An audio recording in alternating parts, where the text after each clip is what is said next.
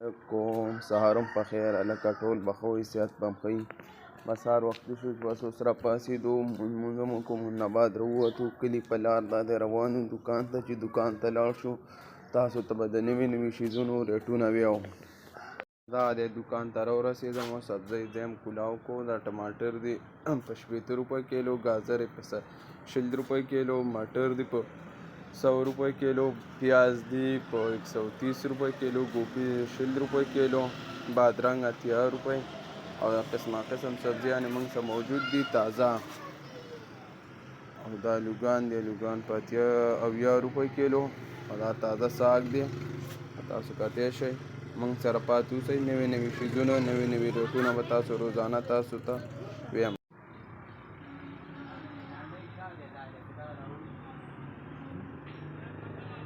موږ سره پکې نومي څیز موجود دی ماسته شته پی شته نومي څیز پکې موجود دی دا بوتلې دي او چې سم پکار یې دلته به تاسو ته په کم ریټ میلاویږي دا تاسو کتلی شئ سلنډر پکې دي سلنډر ورته په ښه ارزان ریټ میلاویږي تاسو دا دوکان کتلی شئ تاسو ته په کم ریټ باندې 2 کیلو چرګ میلاویږي په 900 او په 900 روپۍ ښه غټ غټ چرګان